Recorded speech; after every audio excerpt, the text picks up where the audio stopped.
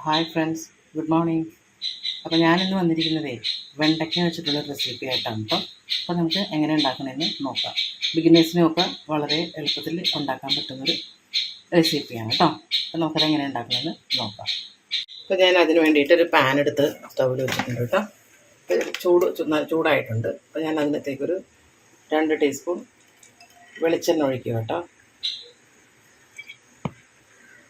പിന്നെ വെളിച്ചെണ്ണ ഒഴിക്കുമ്പോൾ നല്ല ടേസ്റ്റാണ് കേട്ടോ.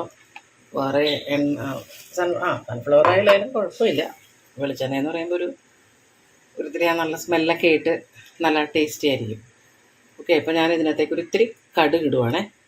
കടുക് ഇട്ടിട്ടുണ്ട് കേട്ടോ. ഇനിയിപ്പോൾ ഒന്ന് പൊട്ടിക്കഴിഞ്ഞിട്ട് നമുക്ക് അടുത്തത് ചെയ്യാം. ഞാൻ ഈ വെണ്ടയ്ക്ക അരിഞ്ഞ് വെച്ചതിനകത്തേക്ക് ഒരു 1/2 ടീസ്പൂൺ മഞ്ഞളും ഒരു 1/4 ടീസ്പൂൺ ഉണക്കമുളകിൻ്റെ പൊടിയും പിന്നെ 1 ടീസ്പൂൺ ഉപ്പും കൂടി ഇട്ടിട്ട് നന്നായിട്ട് മിക്സ് ചെയ്ത് വെക്കാനേ. കടുകെല്ലാം നന്നായിട്ട് പൊട്ടിയിട്ടുണ്ട്. ഇനി ഞാനിപ്പോൾ ഈ പുരട്ടി വെച്ചിരിക്കുന്ന വെണ്ടയ്ക്ക ഇന്നത്തേക്ക് ഇടുവാണേ.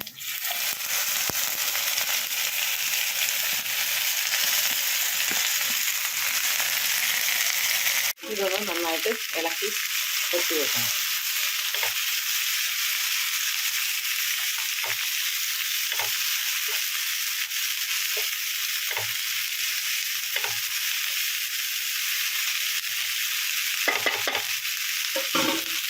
നന്നായിട്ട് ഇളക്കിയിട്ട് ഞാനൊന്ന് മൂടി വെക്കുകയാണ്. തീ വളരെ സിമ്പിളായിരിക്കണം കേട്ടോ. ഇടയ്ക്ക് ഞാനൊന്ന് തുറന്ന് നോക്കിയിട്ട് ഒന്ന് ഇളക്കി കൊടുക്കുക കേട്ടോ. ഒരു 5 മിനിറ്റ് കഴിയുമ്പോഴത്തേക്കും ഞാൻ പിന്നെയും പറയുകയാണ്, വളരെ സിമ്പിളായിരിക്കണേ, അല്ലെങ്കിൽ കരിഞ്ഞു പോകും.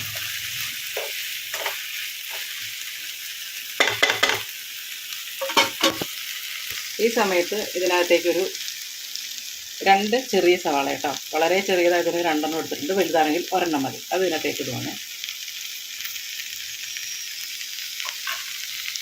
ഇത് നന്നായിട്ടൊന്ന് മിക്സ് ചെയ്ത് കൊടുക്കണം.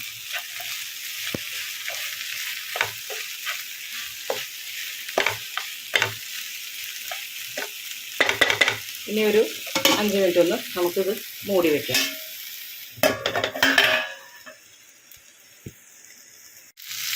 ഇപ്പോൾ സവാള ഒന്ന് വാടിയിട്ടുണ്ട് കേട്ടോ. ഈ സമയത്ത് ഇതിനകത്തേക്ക് ഞാൻ 1 ടേബിൾ സ്പൂണാണ് കേട്ടോ ചതച്ച മുളകാണ്. എരിവ് കുറച്ചുള്ളവർക്ക് അത് കുറച്ചിട്ടാൽ മതി കേട്ടോ.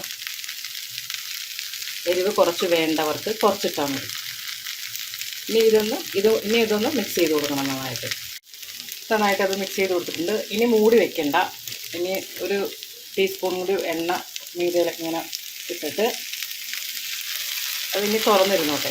ഒരു 5 മിനിറ്റ് ഇടയ്ക്കും തലയ്ക്കും അതൊന്ന് ഇളക്കി കൊടുക്കുക.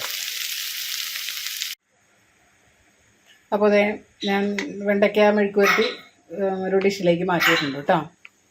അപ്പോൾ ഇത് നല്ല ടേസ്റ്റാണ് കേട്ടോ. പെട്ടെന്ന് തീരൂലേ ഈ പണി, നമുക്കധികം സമയമൊന്നും എടുക്കില്ല. അപ്പം ഇത് ബിഗിനേഴ്സിനാണെങ്കിലും വളരെ എളുപ്പത്തിൽ ചെയ്യാൻ പറ്റുന്നതാണ്. അപ്പോൾ നമ്മൾ ഈ വെണ്ടയ്ക്ക മെഴുക്ക് പുരട്ടി ചെറിയ തീയിലിട്ട് വെച്ചിട്ട് നമുക്ക് വേറെ എന്തെങ്കിലും പണി പോയി ചെയ്യുകയും ചെയ്യാം. അപ്പോൾ എനിക്ക് പറയാനുള്ളത്, എൻ്റെ ചാനൽ ആദ്യമായിട്ട് കാണുന്നവരൊന്ന് സപ്പോർട്ട് ചെയ്യണേ, സബ്സ്ക്രൈബ് ചെയ്ത് സപ്പോർട്ട് ചെയ്യണേ. അതുകൂടാതെ നിങ്ങൾക്കിത് ഇഷ്ടപ്പെടുകയാണെങ്കിൽ ലൈക്ക് ചെയ്യാനും ഷെയർ ചെയ്യാനും കമൻറ്റ് ചെയ്യാനും മറക്കരുത് കേട്ടോ. Thank you.